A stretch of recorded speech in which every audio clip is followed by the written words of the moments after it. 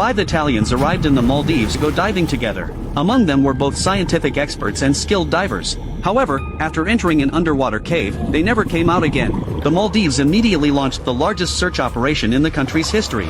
But due to the complex underwater environment, a police officer also lost his life during the process. It was not until a top international rescue team arrived with professional equipment that the bodies of the victims were discovered deep inside the cave. But before they could recover them, a massive tiger shark suddenly appeared at the cave entrance. And this is the event we are covering today, the Vavu Atoll cave diving tragedy in the Maldives. Vavu Atoll is one of the 20 administrative atolls of the Maldives. On this atoll, there is a resort island named Alimatha Island, and Divanakandu near Alimatha Island was the site of this accident. The word Kandu in the Divahai language refers to a natural channel connecting an inner lagoon to the open ocean. The ocean currents generated by the channel not only nurtured vast coral colonies, but these corals, after dying and collapsing, also piled up to form reef caves at the bottom. Diving down 55 meters, a bright cave suddenly opens up. The cave has a large opening, and combined with the generally crystal clear waters of the Maldives, a significant amount of light still penetrates into the chamber. This first chamber is about 30 meters long, 12 meters high, and 3 meters wide. The entire structure resembles a corridor. And the further inside you go, the structure gradually narrows into a tight tunnel. This is a natural sand dune formed by water currents. The lowest point is only 1 meter high. Entering from the sand dune brings you to the deeper second chamber. It slopes all the way down, reaching a maximum depth of 70 meters. The raised sand dune acts like a wall, blocking the line of sight. So even though this chamber is relatively spacious, the inside is pitch black, without proper lighting equipment. It is very easy to mistakenly enter another side cave at the sand dune tunnel on the way back. The tunnel of this side cave is even narrower, and it connects to the third chamber, which was unexplored at the time. And although the entire cave system is not considered complex, because very few people have ever ventured into this cave, there are no permanent guidelines inside. In early May 2026, a 6-person Italian expedition team came to the Maldives. They were Monica Montefalcone, an associate professor of ecology at the University of Genoa, Monica's daughter, Giorgia Somical, Monica's colleague, researcher Muriel Orden, Monica's student, Federico Gualtieri,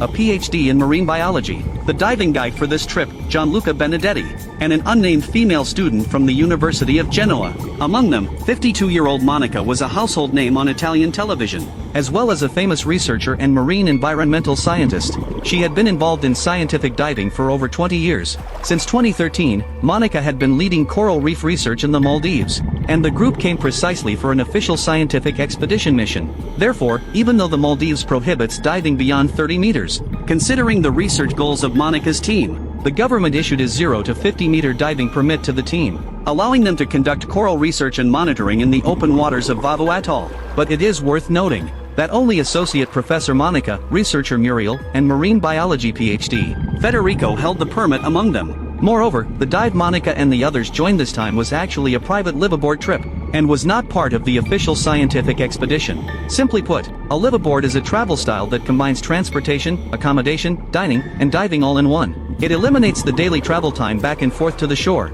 making it easier to reach remote dive sites. On May 10th, the group set sail from the capital port of Mail on the 36-meter luxury yacht, Duke of York, beginning a week-long cruise. Besides the 6 of them, there were about 20 Italian tourists and 15 crew members on board. On the morning of May 14th, the group arrived at Alimatha Island, the most popular dive site in Vavu Atoll. Upon learning that there was a reef cave nearby that even locals rarely visited, and that their guide Gianluca had been to this cave several times before, everyone's interest was instantly sparked. Without applying to any department, Monica and her group planned to go down and explore the cave. But what they didn't know was that this would be a dive from which they would never return. On the morning of May 14th, the weather was muggy and the sea was not calm. Because of this, the Maldives Meteorological Service had issued a level 2 yellow alert, advising vessels to avoid unnecessary travel. Perhaps because they considered it a private, self-funded activity, or maybe because they didn't want to waste any opportunity to study the marine environment. At 10:45 a.m., the group still arrived at Divanakandu on the yacht, right above the cave where the incident occurred. Then, all 6 people geared up and prepared to enter the water. Each person's dive gear included a dive computer, a BCD, and a regulator. The 11-liter regular air tanks and weight belts were provided by the yacht, and except for the guide who carried double tanks, The rest of the group all used single tanks. It is easy to see that this was clearly a standard recreational diving setup. They were not using side mount systems, nor did they have any bottom mix or decompression tanks, and they lacked the reels and spools essential for cave diving. Clearly, the group likely had no intention of entering the cave, but only wanted to take a quick look at the entrance and come back up, but perhaps feeling that the weather was too severe, at the very last moment before entering the water, the female student changed her mind and decided to stay on the yacht, and this decision made her the sole survivor. At 11 a.m., the 5 of them entered the water one by one, planning to surface within an hour. But when the scheduled time came, the female student on the boat noticed that her companions had not surfaced on time. She waited all the way until 1:45 p.m., but there was still no sign of her companions. After that, she immediately reported the missing persons to the Maldivian authorities. That afternoon, the Maldives National Defense Force urgently deployed aircraft, speedboats, and professional divers to launch a massive search and rescue operation. Right after, a rescue team of 8 divers began searching in pairs. At 6:13 p.m. that evening, search and rescue personnel at the junction of the first and second chambers discovered the body of the diving guide, Gianluca. Beside him were 2 completely depleted AL-80 tanks. From this, the rescue team deduced that the other 4 people were highly likely deeper inside the cave. However, due to poor weather conditions and rough seas, the search and rescue operation was forced to suspend for the day. On May 15th, the Italian ambassador to the Maldives, Damiano Francovi, arrived in mail, and the search operation resumed. But limited by cave diving techniques and equipment, the Maldivian divers had a restricted search range, and only explored the first 2 chambers. And surprisingly, these search and rescue divers were still using recreational diving gear. There was no decompression chamber on site, let alone a professional team on standby. As you might expect, things soon went wrong. On the afternoon of May 16th, Staff Sergeant Mohammed Mahoudi suffered severe decompression sickness while returning underwater. He passed away after being rushed to the hospital. Due to the line-of-duty death of the rescuer, all search operations for the missing bodies were forced to halt. Left with no choice due to the extremely high environmental risks and limited local capabilities, the Maldivian authorities announced that search and rescue work would not resume until international experts arrived. At the same time, the operating license of the Duke of York was suspended indefinitely. On May 17th, coordinated by Dan Europe, they were Sami Pakarinen, Patrick Grunqvist, and Jana Westlund. And Sami and Patrick among them were the top divers we talked about before, who recovered their friends' bodies from the Plura cave in Norway in 2014. By evening, the Finnish divers arrived safely at Vavu Atoll, after getting briefed on the situation and developing a meticulous search plan.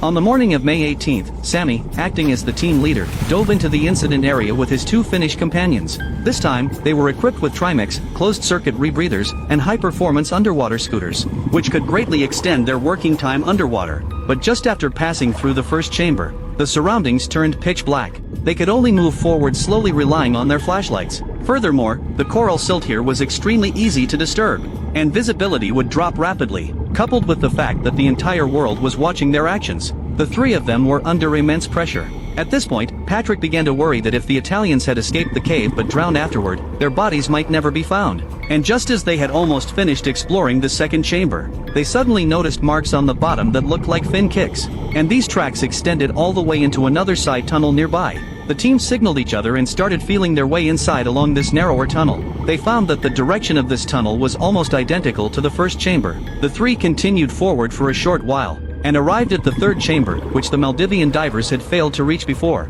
And just as their lights hit the end, a distinct metallic reflection flashed back. The 3 swam closer to take a look.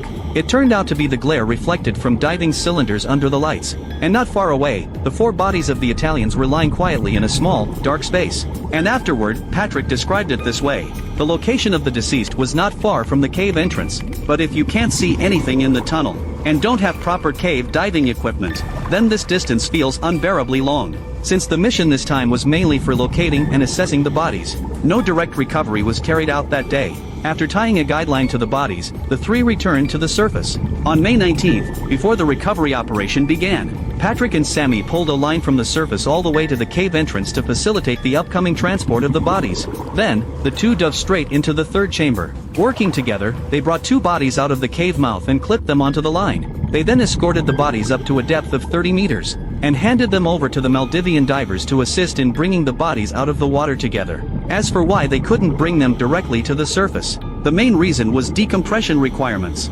Ascending from 60 meters to the surface required at least 2 hours of decompression stops, otherwise they would get fatal decompression sickness. And 30 meters also happened to be the upper limit depth for recreational diving. ensuring that the local divers transferring the bodies wouldn't encounter any accidents. The two bodies were later identified and found to be Associate Professor Monica from the University of Genoa and the marine biologist Federico. On May 20th, with yesterday's experience, Monica's daughter Georgia and researcher Muriel were recovered much faster. Except during the process, they encountered a huge tiger shark near the cave entrance, but fortunately it did not attack them.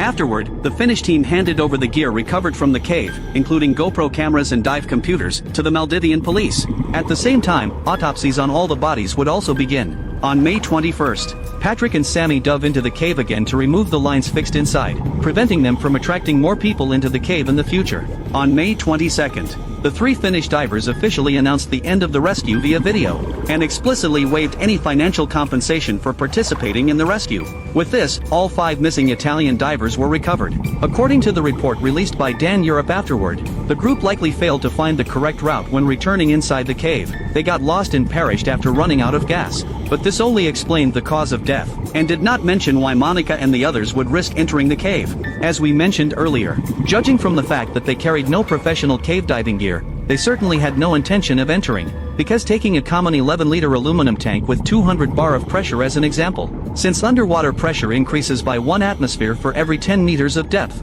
In a cave 60 meters underwater, the rate of gas consumption is 7 times that of the surface. The no decompression limit at this depth is only 3 to 4 minutes, meaning that exceeding this time requires decompression stops, otherwise one will get decompression sickness. But the problem was that they only carried a single recreational diving air tank, and simply didn't have enough gas for decompression. And this is not even counting the fatal oxygen toxicity and nitrogen narcosis caused by that depth. Yet, besides Monica holding relevant underwater certifications, there was also a professional guide, Gianluca, in the team. It is impossible that they were unaware of such basic diving knowledge. So why did they enter the cave anyway? Regarding this, some online rumors claim they were sucked into the cave by currents. Others say they were chased by sharks and that's why they went inside. But these speculations often lack evidence and cannot stand up to scrutiny. For instance, Alfonso Bolognini, president of the Italian Underwater and Hyperbaric Medical Association, once proposed this hypothesis. The general idea was that each chamber of this cave has its own entrance and exit, and there could very well be other unknown passages inside leading to the open ocean.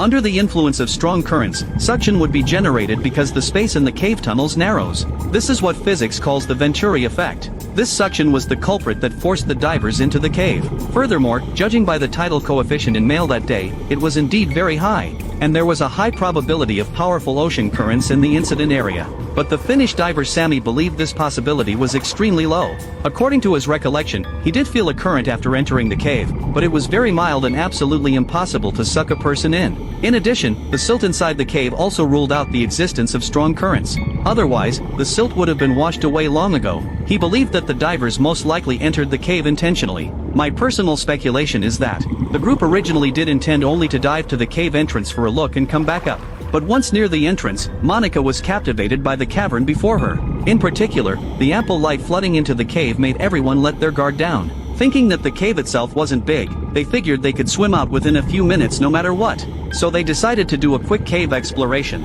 Of course, her companions might not have wanted to risk entering, but you have to realize, Professor Monica held the highest qualifications and experience. She was George's mother, Orden's colleague, and likely Gualtieri's PhD advisor.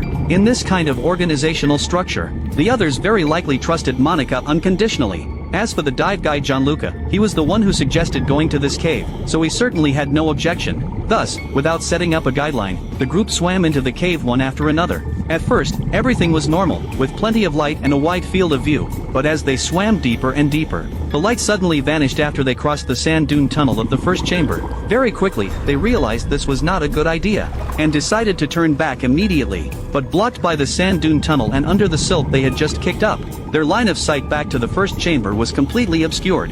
This caused them to mistakenly enter a side cave that ran in almost the same direction as the first chamber but was located on the other side. There was also a narrow tunnel here, which seemed like the path they had just come from. But as they kept swimming, the group noticed something was wrong.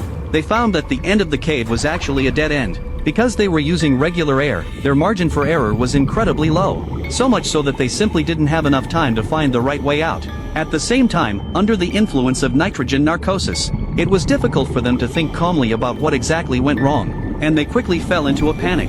But panic would only further accelerate their gas consumption, further shortening their escape time. Just like that, as the breathing resistance of their regulators grew heavier and heavier, the four of them left their lives forever inside the cave in despair. Witnessing his companions stop breathing one by one, the guide Gianluca, who was the only one carrying 2 tanks, was going crazy, even though the other tank was 32% nitrox, and breathing it at this depth had a very high probability of causing acute oxygen toxicity. He couldn't care less about that now. After switching tanks, the guide began groping around frantically inside the cave, before running out of gas. He finally scrambled out of the 3rd chamber and found the correct path again, but unfortunately, the guide still exhausted all his gas right after entering the 1st chamber. This also explains why the guide Gianluca's body was found closer to the exit. Of course, all of the above is just personal speculation. The final cause of the accident still awaits the investigation results from the dive computers, underwater cameras, and autopsies. In addition, as a scientific diver, Monica must have frequently worked under harsh conditions, such as strong currents and limited visibility, meaning she was by no means a novice diver. However, scientific diving usually relies on recreational diving gear and techniques, and does not mandate training in decompression, cave diving, or gas management.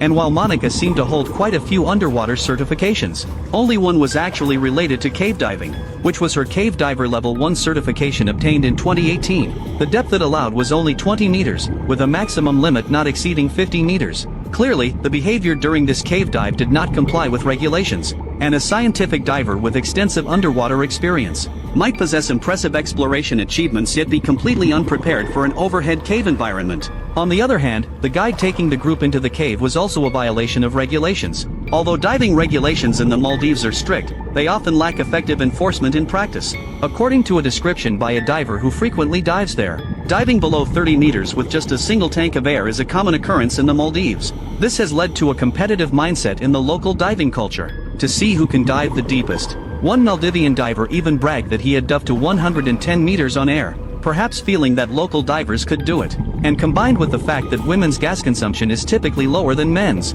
Monica and the others likely believed they could certainly complete this dive, which also explains why the guide Gianluca carried an extra spare tank, because he knew his gas consumption would be higher. Of course, it could also have been to handle sudden emergencies. However, actual conditions underwater are often much more complex. The low error tolerance and high risks of cave diving mean that once any small mistake occurs, it will lead to a major disaster.